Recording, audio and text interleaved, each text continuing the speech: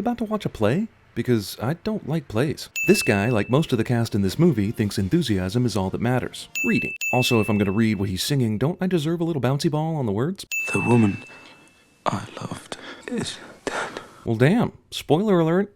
Why should I even watch this movie now? It was not as my father had said. A village of sin. Haha, that's our great-grandfather, all right. Luckily, right at that moment, an unconscious Argentinian fell through my roof. Unconscious Argentinian cliché. He was quickly joined by a dwarf dressed as a nun. Movie that will go on to cast plenty of real dwarves as extras, cast non-dwarf as the only dwarf character with lines and screen time. Satine. Oh, I get it. Satine and Christian.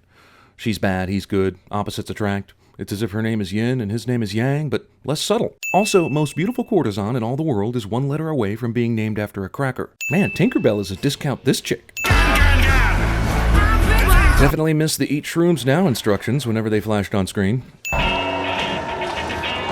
guess I'm all for this movie playing anachronistic songs, but this is an electric guitar playing the opening notes of Smells Like Teen Spirit.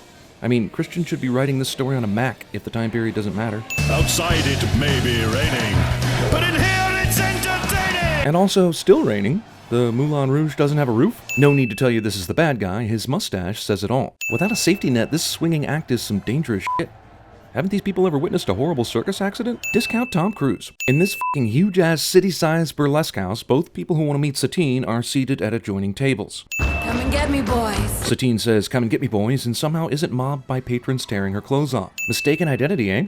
We interrupt this lavish musical to bring you an episode of Frasier. We're all relying on you, Gosling. Wait, you need her to f this one Duke dude in order to get funding or else you're screwed? Do you not see these motherfuckers all waving cash around? This place should be f***ing rolling in money. A real show in a real theater with a real audience, and you'll be...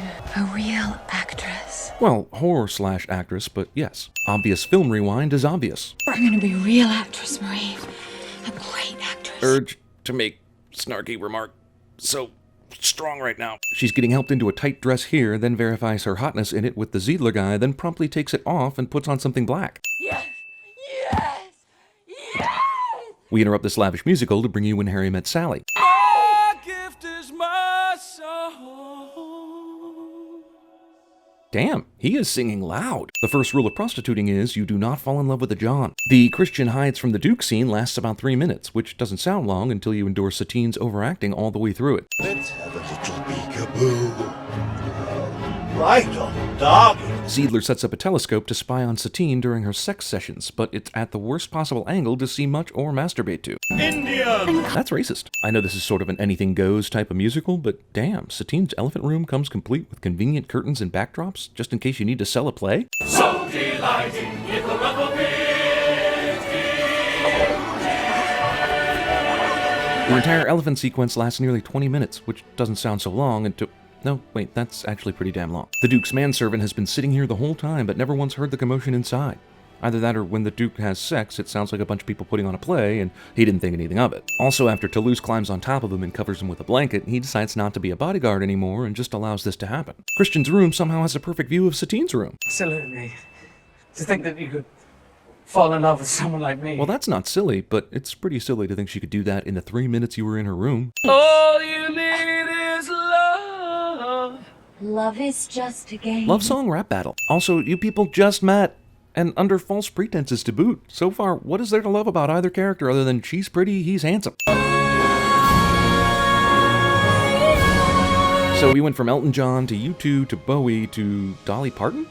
This medley is going in the wrong direction. He's sad because he cut himself shaving. Manservant Warner. Manservant was hiding in the wings just so he could make this entrance. I shall woo, said he, over supper tonight. Dude, last night she clearly told you the consummation of this creepy relationship would have to wait until opening night.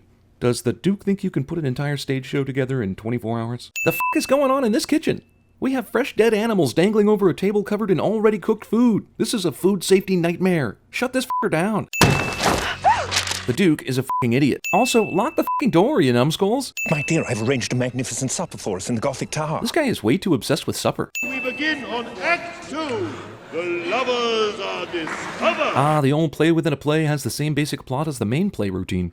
We interrupt this lavish musical to bring you Hamlet, apparently. Also, have these two even read the play they're writing? All that space to make out in private, and you pick the one spot with a clear view. If I should die. Well, I'd call this a sin of cheesy foreshadowing, except the movie already told us in the first 3 minutes she was gonna die, so I think it's just a sin of boring. When you hold her and you touch her. Has the Duke even held her or touched her this entire movie, even off screen? I don't think the Duke is that stupid of a character, but he believes this nonsense despite all the evidence to the contrary. She was beat, incomplete. Oh no, Jim Broadbent is about to sing like a virgin. Also, I thought these lyrics were creepy when Madonna said them. This new scene is the scene. Geez, these actors must never know what the hell is going on during this production. Christian writes a new scene every time he gets a boner. She has consumption. Movie decides to give the tragic female lead character prostitute consumption instead of the much more logical syphilis, so that we'll feel bad she's dying without simultaneously also being grossed out. Jesus, can any of these characters emote musically without being on some kind of ledge or dangerous height? She has confirmed tuberculosis, consumption, and he's spending every day f***ing her, singing with her, and generally being within 6 inches of her. From Wikipedia. When people with active pulmonary TB cough, sneeze, speak, sing, or spit, they expel infectious aerosol droplets. A single sneeze can release up to 40,000 droplets. Each one of these droplets may transmit the disease, since the infectious dose of tuberculosis is very small. People with prolonged, frequent, or close contact to people with TB are at a particularly high risk of becoming infected, with an estimated 22% infection rate. Secret lovers stand at the window together naked. My dear, a little frog. Man, that like a virgin number really turned the Duke into a frightening pussy.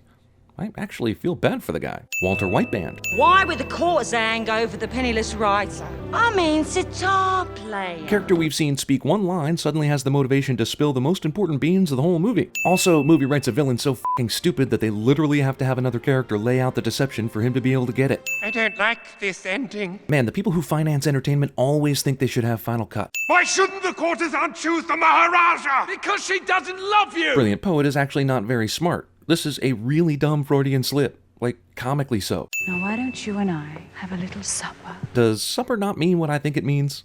Why is supper all they talk about? Are these people hobbits? And for our part, we could do nothing but wait. And sing a song about prostitution while we wait for the prostitute to prostitute herself. You get your end in once the Duke gets his end in. What a bitch. Never fall in love with a woman who sells herself. Unnecessary advice. Movie says, F the police. Extra ex machina. Chocolat. Take Miss Satine to her dressing room. Wait, this guy's name is Chocolat? Where's the white dude named Vanilla Cream? Or I'll have the boy killed. This is the same guy who was pointing out a frog to Satine a minute ago, right? The Duke is going to kill Christian. Okay, but isn't that already something they were worried about? Weren't they already planning to disappear in the middle of the night together? Mostly because they recognize the Duke is an evil bastard? So why can't the plan still be to disappear in the middle of the night together? It seems to me that 1900 Paris is a pretty easy place to disappear if you wanted. But Christian loves me. He what? He loves me. Huh? He loves me. Oh. You're dying. Another trick, Harold. No, my love. The doctor told us. But the doctor didn't tell her? The patient? And none of you assholes did either? What the f kind of place is this? I want no part of your twisted version of Bohemian love. Hurt him. Hurt him to save him. We interrupt this lavish musical to bring you Encino Man. Ziedler breaks the fourth wall 5 minutes into the opening act. How about one of them is a Duke and the other? Oh yeah, that reminds me. They gave the 2 biggest roles to people who have medical issues. One has narcolepsy and the other has tuberculosis. And there are no understudies. That's a bad foundation to start a struggling theater company. Also, the unconscious Argentinian just happens to fall in the exact spot where Christian can take his clothes without being seen and then get on stage. Killed. That's it. That's why she's pushing him away to save him. Is this character supposed to be a conduit for the audience? Because we already know this shit. And forgive everything. Oh yeah, she has tuberculosis. Too bad the movie reminds us of that every time Satine does anything. Also, a person minutes away from death by consumption does not have this much energy and diaphragm control. Because you definitely need to kill Christian when he's on stage. You definitely can't wait until after the show to do this. The bouncers at the after parties are really strict. What led to this woman's transformation from I'm gonna expose Christian and Satine to I really give a shit about those crazy kids in love and I hope it works out? None of the theater patrons are alarmed at a gun sliding on the floor. Tragic death of main character is robbed of all impact by the preceding scenes in the movie that hit you over the head with the fact that she's dying. So he still gets the Moulin Rouge though, right? It was that shenanigans clause he put in the contract, and there were lots of shenanigans. It's like American Beauty, but sad. Days turned into weeks. Weeks turned into months. Days turned into weeks, weeks turned into months cliche. And she was the star of the movie. Moulin Rouge. Writer finds creative freedom by writing about his own life's events, which we see in the movie cliché. Is this a message for the people who walked in late?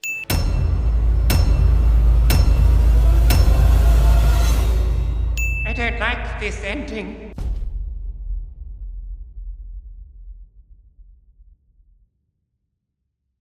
It was not as my father had said. I love getting up in the morning. I clap my hands and say, this is going to be a great day. I think I'm getting the black lung, Bob. Tommy, how's the peeping? Tommy, how's the peeping?